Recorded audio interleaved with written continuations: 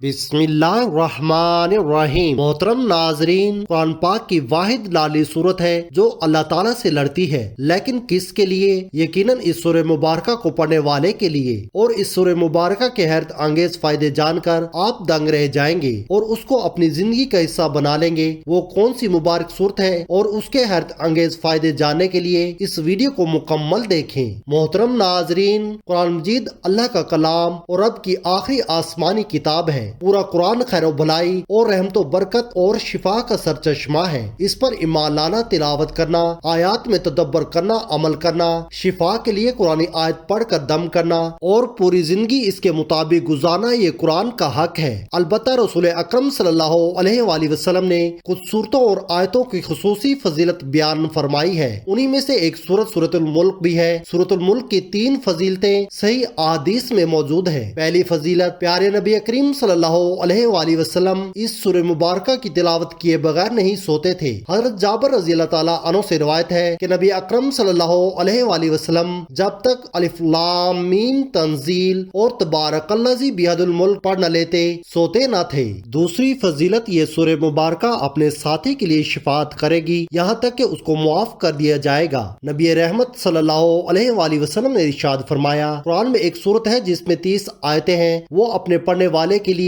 अल्लाह ताला से सिफारिश करेगी हत्ता कि उसकी मग़फ़रत कर दी जाएगी, और वो सूरत तबारकल्लज़ी बियदिल मुल्क है। तीसरी फजीलत, सूरतुल मुल्क कब्र के अजाब से बचाने वाली है। इस सूरत का साथी कब्र के अजाब से इंशाअल्लाह महफूज रहेगा। रसूलुल्लाह सल्लल्लाहु अलैहि वसल्लम ने इरशाद फरमाया, सूरत तबारकल्लज़ी कब्र के अजाब को रोकने वाली है। मोहतरम नाजरीन, तीनों फजीलतें बड़ी मोहतरम बिलशान है। इस सूरत को सोने से पहले पढ़ने की तलकीन है, चूँकि नींद मौत की तरह है, बल्कि अल्लाह के रसूल सल्लल्लाहु अलैहि वसल्लम ने सोने की दुआ में नींद को मौत करार दिया है, और नबी अकरम सल्लल्लाहु अलैहि वसल्लम का उसे सोने के वक्त पढ़ने के लिए इंतखाब करने की वजह आखिरत में उसके खुसूसी फायदे हैं। जैसे कि दूसरी और तीसरी फजीलत से वाज़ेह है कि ये सूरत अजाब कब्र से हिफाजत का जरिया है और आखिरत में मजबूत शिफात की शक्ल में निजात का सबब बनेगी। गोया इस सूरत का एहतमाम करने वाला आखिरत में कामयाब हो जाएगा इंशाअल्लाह। मोहतरम नाजरीन, सूरतुल मुल्क की फजीलत का तकाजा ये है कि हम वैसे ही पढ़ने का एहतमाम करें जैसे कि प्यारे रसूल अकरम सल्लल्लाहु अलैहि वसल्लम का मामूल था। इस सूरत की अहमियत का राज क्या है? सोने से पहले इसे पढ़ने का राज क्या है? ये काबिल गौर पहलू है। जब हम इस सूरत की आयत पर गौर करते हैं तो हमें पता चलता है ये सूरत रब्बुल आलमीन की अजमत, बादशाहत, कुदरत और रबूबियत की तालीम पर मुश्तमिल है। इससे बंदे के दिल में खालिक व मालिक का खौफ और अल्लाह की ताज़ीम पैदा होती है। इस सूरह मुबारका में अल्लाह ने तन्हाई में खौफ इलाही का फायद का जिक्र करते हुए फरमाया, बेशक जो लोग अपने परवरदिगार से गायबाना तौर पर डरते रहते हैं उनके लिए बख्शिश है और बड़ा अजर व सवाब है। अल्लाह का खौफ व खशियत बड़ी अजीम इबादत है और इस इबादत का इनाम अल्लाह की जन्नत है। हाँ, जो शख्स अपने रब के सामने खड़े होने से डरता रहा और अपने नफ्स को ख्वाहिश से रोका होगा तो बेशक जन्नत ही उसका ठिकाना है। सूरतुल मुल्क जिंदगी का मकसद खालिक़े कायनात की ताज़ीम और रब्बुल आलमीन की मोहब्बत सिखाती है, रब अजीज की कुव्वत और ताकत का दर्स देती है, रब से बगावत और कुफर के बुरे अंजाम से डराती है और बंदगी करने वालों के लिए सादते उज़्मा की बिशारत सुनाती है। अल्लाह ताला ने पहली आयत में फरमाया कि बादशाहत का मालिक वही अल्लाह है जिसके खैर और बरकत की कोई इंतहा नहीं है और वो हर चीज पर मुकम्मल कुदरत रखने वाला है। इसके बाद अल्लाह ताला ने अपनी बादशाहत और अजीम कुदरत के दलाल बयान फरमाए हैं। नंबर 1, मौत और जिंदगी का खालिक भी अल्लाह ही है और उस जिंदगी का मकसद आजमाइश और इम्तिहान है कि कौन सबसे बेहतरीन अमल वाला है। नंबर 2, 7 बुलंदोबाला तहबत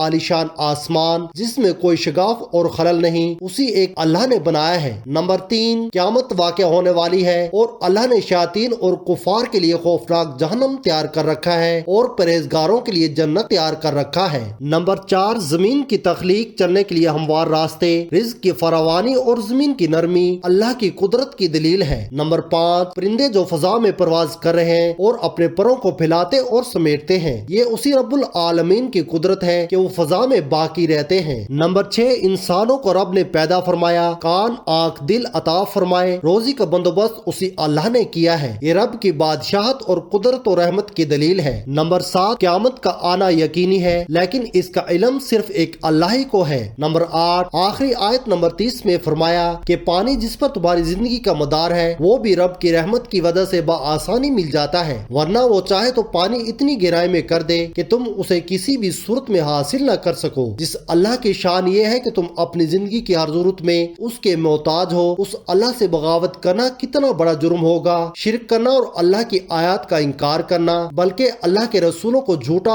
اور گمراہ قرار دینا کتنی جرأت اور دیدہ دلیری اور ہر درمی کی بات ہے۔ کیا سمجھدار اور انصاف پسند ایسا کر سکتا ہے؟ نہیں کر سکتا ہے۔ دراصل تکبر و غرور اور دنیا کی محبت، نفس پرستی، من پسند زندگی کی محبت انسان کو اندھا بہرا کر دیتی ہے۔ اسی لیے اللہ نے شیاطین اور اس کی راہ پر چلنے والے کفار اور اسلام کے دشمنوں کے لیے جہنم کی شدید وعید سنائی ہے، اور واقعی ایسا انسان سچ مچ اندھا ہے، بصیرت سے محروم ہے۔ اللہ تعالیٰ نے ایسے لوگوں کو منہ کے بل چلنے والا قرار دیا ہے جسے اپنی راہ دکھائی نہیں دے رہی۔ یہ بات آیت نمبر 22 میں موجود ہے۔ اہل ایمان کے لیے اس سورہ مبارکہ میں اہم پیغام پوشیدہ ہے جو سمجھ کر ہر روز تلاوت کرے گا اور غور و فکر کرے گا وہ اس کے اثرات اپنی زندگی میں ضرور محسوس کرے گا۔ چند اہم پیغامات درج ذیل ہیں۔ نمبر 1، برکت یعنی خیر میں اضافہ اور دوام میں ہمیشگی رب کی طرف سے ہے۔ نعمتوں میں برکت ڈالنا صرف رب کا کام ہے، لہذا برکت کے حصول کے لیے صرف رب العالمین سے رجوع کرنا چاہیے۔ نمبر 2، آسمان و زمین کا خالق و مالک اور مدبر اللہ تعالیٰ ہے، وہ شہنشاہ ہے، اس لیے اس سے محبت کرنا اور اسے ڈرنا ہی سمجھداری اور سعادت مندی ہے۔ نمبر 3، زندگی کا مقصد ایمان اور عمل صالح کی زندگی گزارنا ہے۔ نمبر 4، تنہائی میں رب سے ڈرنا ایک عظیم عبادت ہے جس پر مغفرت اور بڑے اجر کا وعدہ کیا گیا ہے۔ نمبر 5، دنیاوی امور اور چیزوں میں مشغول ہو کر آخرت کو فراموش نہیں کرنا چاہیے کیونکہ دنیا زوال پذیر ہے، دوام اور ہمیشگی صرف آخرت کے لیے ہے۔ نمبر 6، کائنات میں موجود آیات الہی مثلا آسمان و زمین، سورج، چاند، مختلف قسم کے پھل پھول، اناج، پیڑ اور پودے وغیرہ پر غور و فکر کرنا چاہیے تاکہ رب کی تعظیم پیدا ہو کیونکہ مخلوق کی عظمت خالق کی عظمت کی دلیل ہے۔ نمبر 7، صراط مستقیم یعنی اسلام پر چلنے والا رب العالمین کی نظر میں قابل تعریف ہے اور اس کی بصیرت اور بصارت کی گواہی رب نے خود دی ہے۔ نمبر 8، اللہ نے ہمیں پیدا کیا، کان، آنکھیں، دل عطا فرمایا تاکہ ہم شکر ادا کریں۔ ہر نعمت کا تقاضا ہے ہم اپنے رب کا شکر ادا کریں۔ نمبر 9، ایمان اور توکل اللہ ہدایت کی پہچان ہے اور اہل ایمان کا سب سے مضبوط وصف اور سہارا ہے۔ اس کے برعکس شرک اور رب سے دوری کھلی ہوئی گمراہی ہے۔ نمبر 10، قیامت کا علم صرف اللہ کو ہے، یہ اللہ کے وسیع علم کی دلیل ہے، بلکہ اللہ تعالیٰ سینے کے پوشیدہ خیالات کو بھی جانتا ہے۔ نمبر 11، یہ سورت اہل ایمان کو بندگی کے آداب سکھاتی ہے اور ایمان، عمل صالح، خشیت الہی، آخرت اور جنت و جہنم پر ایمان، رب کی شکر گزاری، غور و فکر، استقامت علی الدین، توکل علی اللہ اور رب العالمین سے ہمیشہ ڈرنے اور محبت کرنے کی تعلیم دیتی ہے۔ اللہ تعالی ہمیں اس سورہ مبارکہ کی تلاوت کرنے کی توفیق عطا فرمائے، آمین۔